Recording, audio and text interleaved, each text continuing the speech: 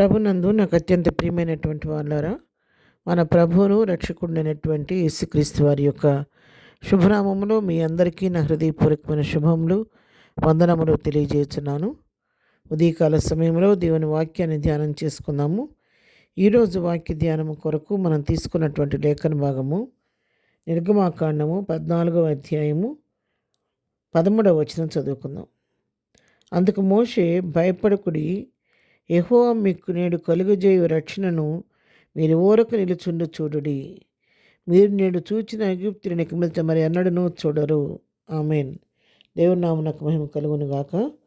ఈ లేఖన భాగాన్ని మనం గమనించినట్లయితే మరి మోషే ఇశ్రాయేలు జనాంగాన్ని ఉద్దేశించి మాట్లాడుతున్నటువంటి మాటలు. సందర్భం ఏంటంటే, ఇశ్రాయేలు జనాంగం మరి వాళ్ళు ఎర్ర సముద్రం దగ్గరికి వచ్చారు. ఆ ముందు చూస్తే సముద్రం ఉంటే సముద్రం ఎట్లా దాటాలా అని భయపడిపోతూ వాళ్ళు ఆ విధంగా ఉన్న సమయంలో వెనక్కు నుంచి మళ్ళా ఫరో సైన్యం వారిని తరుముకుంటూ వచ్చింది.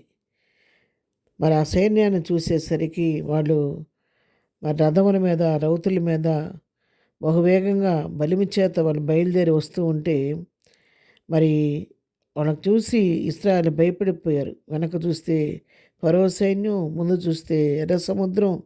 మా పరిస్థితి ఏంటి? ఈ ఫరో చేతిలో చనిపోవటం తప్ప వేరే దారి మాకు లేదు అని చెప్పని అనుకొని వాళ్ళు ఏం చేశారంటే భయపడిపోయి మరి తన వెనుక వస్తున్నటువంటి ఆ సైన్యాన్ని చూసి యెహోవాకు మొరపెడుతున్నారంటే ఏమనంటే, మరి ఐగుప్తులో సమాధులు లేవని, అరణ్యంలో మరి చచ్చుటకు మమ్మల్ని రప్పించితివా, మమ్మల్ని ఐగుప్తులోని బయటికి రప్పించి మమ్మల్ని ఇట్లా చేయనేలా అని మరి మోషే మీద తిరుగుబాటు చేసి మాట్లాడుతున్నారు. ఓ ప్రక్క మొరపెడుతున్నారు, మిక్కిలి భయంతో మొరపెట్టుకుంటున్నారు యెహోవా దేవునికి. మోషే మీదేమో సనుగుతున్నారు, తిరుగుబాటు చేస్తున్నారు. మేము ఐగుప్తులోనే చనిపోతే సమాధులు అక్కడ లేవని ఈ అరణ్యం దాకా తీసుకొచ్చి ఇక్కడ మమ్మల్ని చంపడానికి తీసుకొచ్చావా అని చెప్పని వాళ్ళతో మాట్లాడుతూ ఉంటే మరి 12వ వచనం అంటారు, మా జోలికి రావద్దు, ఐగుప్తులకు దాసులు మగుదమని ఐగుప్తుల మేము నీతో చెప్పిన మాట ఇదే కదా. మేము ఈ అరణ్యమునందు చచ్చుట కంటే ఐగుప్తుల దాసుల ఒకటి మేలని చెప్పిరి. ఏమంటున్నారు? మేము అక్కడ ఉండగానే చెప్పాం కదా, మా జోలికి రావద్దు, మేము ఐగుప్తులనే వారికి దాసులం అవటం మాకు మేలని చెప్పాం కదా. ఈ అరణ్యంలోకి వచ్చి ఇక్కడ చనిపోయే కంటే వాళ్ళకి దాసులు అవటం మేలు కదా అని చెప్పని మోషేతో వారు మాట్లాడుతూ బాధిస్తున్న సమయంలో అప్పుడు మోషే తన ప్రజలను ఉద్దేశించి చెప్తున్నాడు మాటలు. ఏం భయపడొద్దు మీరు, యెహోవా మీకు నేడు రక్షణ కలుగు చేయబోతున్నాడు. ఆ యెహోవా కలుగు చేసే రక్షణను మీరు మౌనంగా ఉండి ఊరకు నిలుచుండి చూడండి.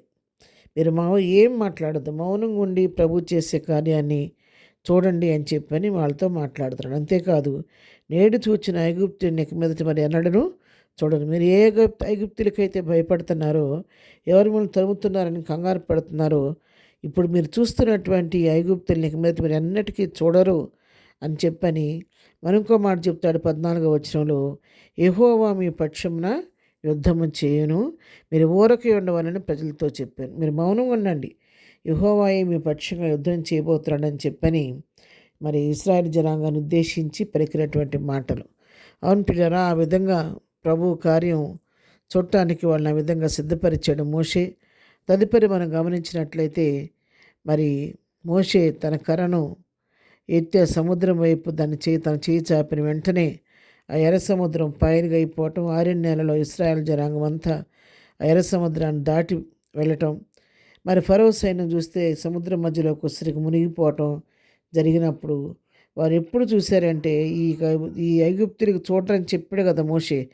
ఈ మోషే చెప్పిన మాట ప్రకారం ఈ ఐగుప్తు తరుముతూ వచ్చినటువంటి ఒక ఫరో సైన్యం అంతా కూడా ఎర్ర సముద్రంలో మునిగిపోయినప్పుడు, వాళ్ళు చనిపోయిన తర్వాత వాళ్ళ శవాలు కొట్టుకొని వచ్చినప్పుడు వారు చనిపోయిన శవాలను వారు చూశారు, కానీ ఐగుప్తునికి మీద తిన్నని వాళ్ళు చూడలేదన్నమాట. అంత గొప్ప కార్యాన్ని తన ప్రజల పక్షంగా దేవుడు చేశాడు. ఉదయకాలం దేవుని వాక్యం నీతో నాతో మాట్లాడుతుంది. దేని గురించి నేను భయపడుతున్నాము, ఏ పరిస్థితి మనకు ఇబ్బందికరంగా ఉందో, ఏ పరిస్థితి గురించి మనం కవరపడుతున్నామో అది ప్రభువుకు అప్పగించి మన ఊరకు నిల్చుండి దేవుని కార్యం కొరకు ఎదురు చూస్తే ఆయన మన పక్షంగా యుద్ధం చేసి మనకు జయమిచ్చి అద్భుత కార్యం మన పట్ల జరిగించే దేవుడై ఉన్నాడు. కాబట్టి ఉదయకాలం నీకు నాకు ప్రతి భారాన్ని ప్రభు పైన మోపి విశ్వాసంతో ముందుకు సాగిపోదాం. ప్రార్థన. ప్రేమగాని తండ్రి, ఉదయకాలం మాకు ఇచ్చిన శ్రేష్టమైన వాక్య భాగాన్ని బట్టి నీకు వందనాలు. మీరే సమస్త శక్తి కలిగిన దేవుడు కాబట్టి విశ్వాసంతో నీ వైపు చూస్తూ ఊరకు నిల్చుని నీ కార్యం కొరకు వేచి ఉండే కృప మాకందరికీ దయచేయండి. ఏదైనా బర్త్డే మ్యారేజ్ చేసుకుని బిడ్డలను దీవించి ఆస్వాదించండి. మా పనిపాట్లో తోడుగునండి. మా ప్రయాణాల్లో రాకపోకలో క్షేమం కలుగు చేయండి. ప్రతి వారి అవసరాలకు మీ నామలో తీర్చమని యేసునామంలో ప్రార్థించడిగి పొందుకొని ఉన్నాము తండ్రి. ఆమెన్. ప్రభు కృప సదాకాలం మనందరికీ తోడయుడి నడిపించునుగాక. ఆమెన్.